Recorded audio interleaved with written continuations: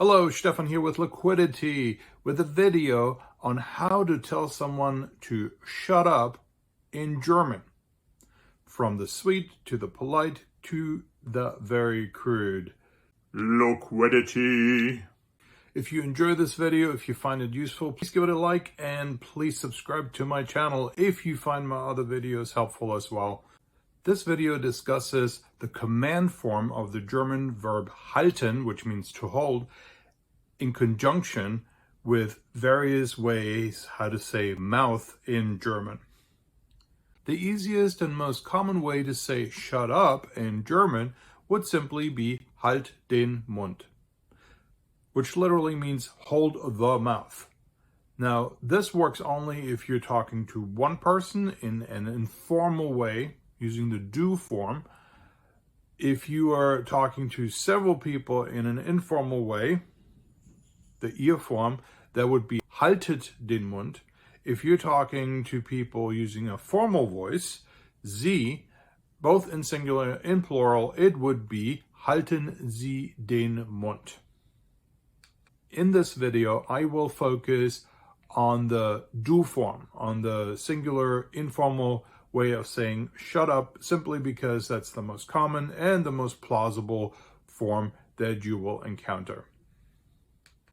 I will go over various varieties of how to say shut up, and I will explain the modular approach, and I will show you how to build your own approach, how to build your own favorite way of saying shut up to somebody, depending on the circumstances, depending on the context.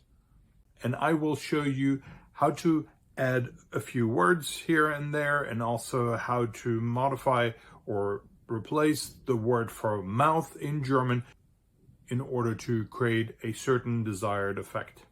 First of all, a little detour, a necessary one. Many of the examples that I will show you will include particles. Particles are short German words that are used to add a certain intent, to add a certain connotation, to modify, to flavor, and if you will, what exactly you're trying to say, how you mean it, what the intended effect are, and also how you relate to the person that you're saying something to. I will focus on two very common ones. First, mal, and then second, doch. The first one, mal, is used very commonly, especially in conversational German.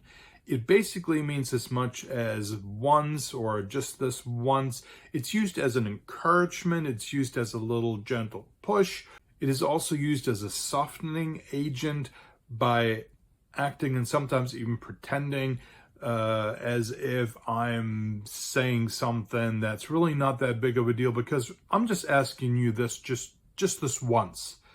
Mal can also come across as a little bit whiny if you use it very often, so be careful not to overuse it. Doch is difficult to translate. It basically means as much as, oh yes you will. Oh, I think you really should do that. That sort of thing. So in English, it's more described. In English, we use different contextual language to describe it. In German, it's just thrown in there as a little push, a little pushback, if you will. It is often used preemptively to something that you either anticipate or already know will be said by the person who you're talking to. So as I said before, the most basic form of shut up in German would be halt den Mund, and you can modify that simply by adding some particles like mal or doch, and other words like bitte, which means please.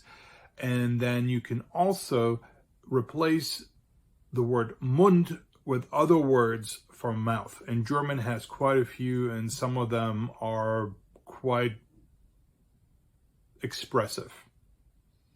So let's look at different versions of shut up in German. First of all, we have halt den Mund, hold the mouth. This is the most basic form. So let's add the word bitte to that. I'm just going to model here what is appropriate. So first of all, I could say halt bitte den Mund, or I could say bitte halt den Mund. Both of them mean please shut up, or please shut your mouth.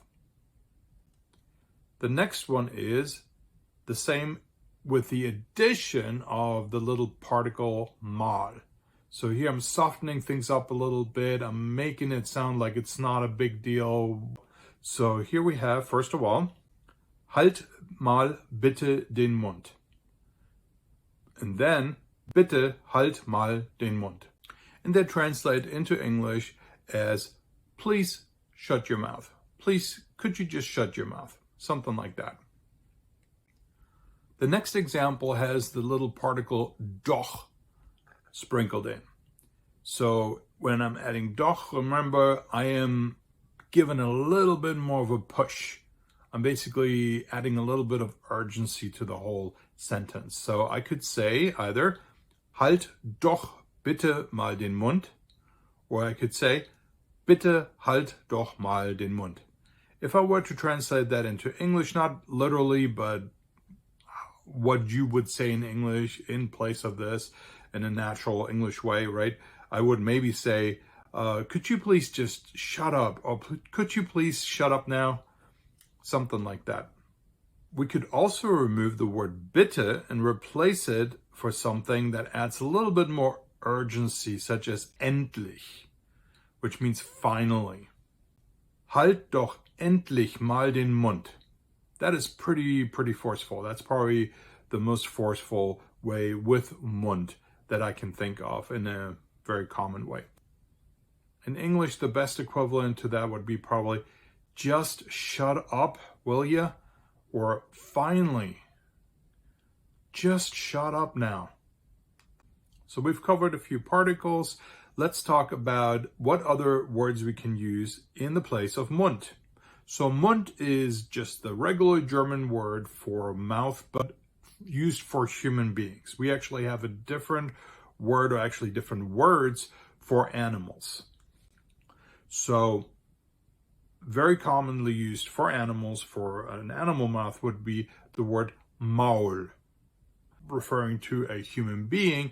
I'm basically implying that that person looks like an animal or acts like an animal. So not a very nice way of talking to somebody. So that makes it a little bit more crude, a little bit more severe, and not so nice. Another word that means mouth, but animal mouth, is Schnauze, die Schnauze. There's another animal term that actually makes it sound more cute, and that is the word Schnabel. So Schnabel means beak. So imagine a bird that has a beak. So if I'm referring to a human being's mouth as Schnabel, I'm actually kind of being silly, funny, cute in a way. So Maul is pretty crude. Schnabel is kind of cute.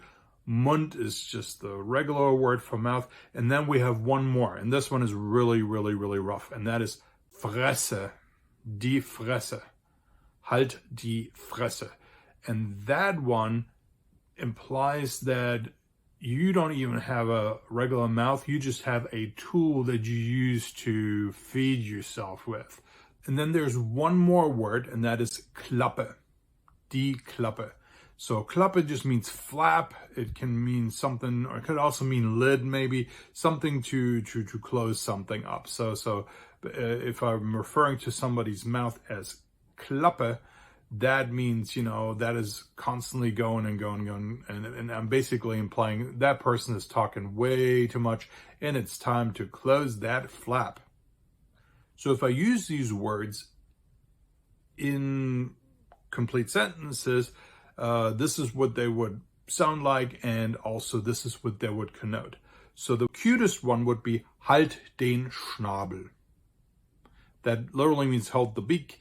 That's something that I might say to a child, especially, halt den Schnabel. I could also maybe be joking with people and just be cute and silly. Then, of course, we have halt den Mund, which we already covered. That's the most standard way. The next one is probably halt die Klappe.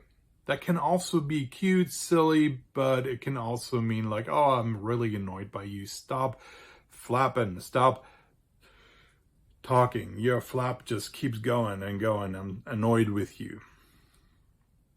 The next one is, well, it's actually, we say Halsmaul. So it is not Halt das Maul, which it normally would be, right? But Halt und das is being contracted to Hals. So if I say Halsmaul, that's a very rude way of saying, you know, shut your face. Basically, shut up. And the most crude way of saying shut up of all these here is Halt die Fresse. That's a very, very aggressive way of saying shut your face, shut up. In English, I might even translate that as shut the F up, right? Those last two, Halsmaul und Halt die Fresse, I would reserve those for extreme situations. Ideally, you would never use those, but it's just good to know that they exist in case somebody else uses those on you and you know where that person's coming from. They're obviously not very friendly to you, or in some extreme situations, so that you can respond in kind, or that you can respond in a way that puts an extremely annoying person in place, basically telling them to leave you alone. And alternatively, just as in English, where you can just tell people silence, in German you can also say basically the same word in German, and that is Ruhe. So Ruhe means silence. If you spend any time in Germany, you will also discover that there are many regional varieties. I can think of some in Bavaria, for instance. And, you know, these are just some that you will get used to and pick up on, and you can probably look them up as well. Thanks for watching. Danke fürs Zuschauen. Take care. Mach's gut. Tschüss. Bye.